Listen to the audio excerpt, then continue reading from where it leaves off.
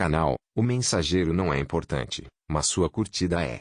Curta, inscreva-se e compartilhe cultura. Deixe livros que gostaria de ouvir nos comentários. Obrigado pela preferência. A carteira Machado de Assis. De repente, Honório olhou para o chão e viu uma carteira. Abaixar-se, apanhá-la e guardá-la foi obra de alguns instantes. Ninguém o viu, salvo um homem que estava à porta de uma loja, e que, sem o conhecer, lhe disse rindo: olhe, se não dá por ela, perdi-a de uma vez. É verdade, concordou Honório envergonhado. Para avaliar a oportunidade desta carteira, é preciso saber que Honório tem de pagar amanhã uma dívida, 400 e tantos mil réis, e a carteira trazia o bojo recheado. A dívida não parece grande para um homem da posição de Honório, que advoga, mas todas as quantias são grandes ou pequenas, segundo as circunstâncias, e as dele não podiam ser piores. Gastos de família excessivos, a princípio por servir a parentes, e depois por agradar a mulher, que vivia aborrecido da solidão, baile daqui, jantar dali, chapéus, leques, tanta coisa a mais, que não havia remédio senão ir descontando o futuro. Endividou-se. Começou pelas contas de lojas e armazéns, passou aos empréstimos, 200 a um, 300 a outro, 500 a outro, e tudo a crescer, e os bailes a dar em si, e os jantares a comer em si, um turbilhão perpétuo, uma voragem. Tu agora vais bem, não? Dizia-lhe ultimamente o Gustavo C., advogado e familiar da casa. Agora vou, mentiu Honório. A verdade é que ia mal. Poucas causas, de pequena monta, e constituintes remissos, por desgraça perdera ultimamente um processo, centímetros que fundara grandes esperanças.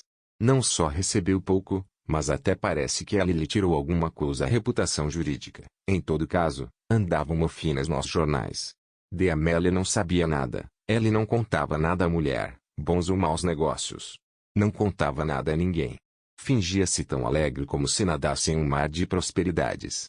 Quando Gustavo, que ia todas as noites à casa dele, dizia uma ou duas pilhérias, ela respondia com 3 e 4, e depois ia ouvir os trechos de música alemã, que de Amélia tocava muito bem ao piano, e que o Gustavo escutava com indizível prazer, ou jogavam cartas, ou simplesmente falavam de política. Um dia, a mulher foi achá-lo dando muitos beijos à filha, criança de 4 anos, e viu-lhe os olhos molhados, ficou espantada, e perguntou-lhe o que era. Nada, nada. Compreende-se que era o medo do futuro e o horror da miséria.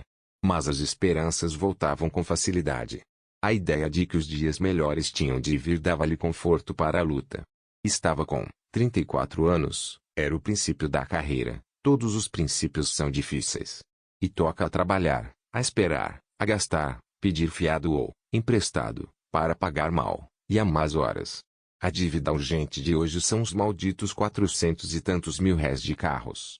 Nunca demorou tanto a conta, nem ela cresceu tanto, como agora, e, a rigor, o credor não lhe punha a faca aos peitos, mas disse-lhe hoje uma palavra azeda, com um gesto mau, e Honório quer pagar-lhe hoje mesmo.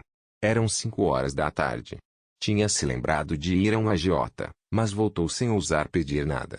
Ao enfiar pela rua da Assembleia que viu a carteira no chão, apanhou-a, meteu no bolso, e foi andando. Durante os primeiros minutos, Honório não pensou nada, foi andando, andando, andando, até o Largo da Carioca. No largo parou alguns instantes, enfiou depois pela Rua da Carioca, mas voltou logo, e entrou na Rua Uruguaiana. Sem saber como, achou-se daí a pouco no Largo de S. Francisco de Paula, e ainda, sem saber como, entrou em um café. Pediu alguma coisa e encostou-se à parede, olhando para fora. Tinha medo de abrir a carteira, podia não achar nada, apenas papéis e sem valor para ela. Ao mesmo tempo, e esta era a causa principal das reflexões, a consciência perguntava-lhe se podia utilizar-se do dinheiro que achasse. Não lhe perguntava com o ar de quem não sabe, mas antes com uma expressão irônica e de censura. Podia lançar mão do dinheiro, e ir pagar com ele a dívida. Eis o ponto. A consciência acabou por lhe dizer que não podia, que devia levar a carteira à polícia, ou anunciá-la, mas tão depressa acabava de lhe dizer isto, vinham os apuros da ocasião, e puxavam por ela, e convidavam-no a ir pagar a cocheira. Chegavam mesmo a dizer-lhe que, se fosse ele que a tivesse perdido, ninguém iria entregar-lhe a insinuação que lhe deu ânimo. Tudo isso antes de abrir a carteira. Tirou-a do bolso, e finalmente, mas com medo, quase às escondidas, abriu-a, e ficou trêmulo. Tinha dinheiro, muito dinheiro, não contou, mas viu duas notas de 200 mil réis, algumas de 50 e 20, calculou uns 700 mil réis ou mais, quando menos, 600. Era dívida paga, eram menos algumas despesas urgentes.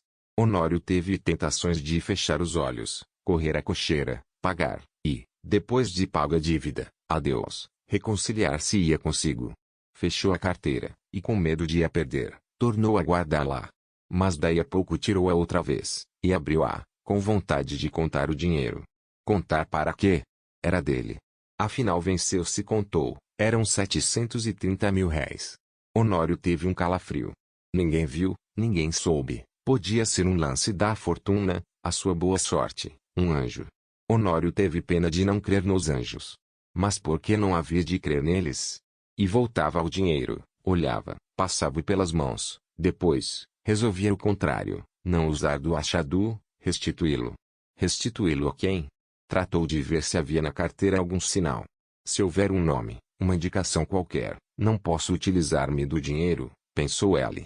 Esquadrinhou os bolsos da carteira. Achou cartas, que não abriu, bilhetinhos dobrados, que não leu, e por fim um cartão de visita. Leu o nome, era do Gustavo. Mas então, a carteira. Examinou-a por fora, e pareceu-lhe efetivamente do amigo. Voltou ao interior, achou mais 2 cartões, mais 3, mais 5. Não havia duvidar, era dele. A descoberta entristeceu. Não podia ficar com o dinheiro, sem praticar um ato ilícito, e, naquele caso, doloroso ao seu coração porque era em dano de um amigo. Todo o castelo levantado esborou-se como se fosse de cartas. Bebeu a última gota de café, sem reparar que estava frio. Saiu, e só então reparou que era quase noite. Caminhou para casa. Parece que a necessidade ainda lhe deu uns 2 empurrões, mas ele resistiu. Paciência, disse ele consigo, verei amanhã o que posso fazer. Chegando a casa, já ali achou Gustavo, um pouco preocupado, e a própria de Amélia o parecia também. Entrou rindo, e perguntou ao amigo se lhe faltava alguma coisa. Nada. Nada? Por quê? Mete a mão no bolso, não te falta nada. Falta a minha carteira, disse o Gustavo sem meter a mão no bolso. Sabes se alguém a achou? Achei-a eu, disse Honório entregando-lhe-a. Gustavo pegou dela precipitadamente, e olhou desconfiado para o amigo. Esse olhar foi para Honório como um golpe de estilete, depois de tanta luta com a necessidade, era um triste prêmio. Sorriu amargamente, e, como o outro lhe perguntasse onde a achara, deu-lhe as explicações precisas. Mas conheceste-a? Não, achei os teus bilhetes de visita. Honório deu 2 voltas, e foi mudar de toilette para o jantar. Então Gustavo sacou novamente a carteira, abriu-a, foi a um dos bolsos, tirou um dos bilhetinhos, que o outro não quis abrir nem ler, e estendeu a de Amélia, que, ansiosa e trêmula, rasgou em 30 mil pedaços. Era um bilhetinho de amor.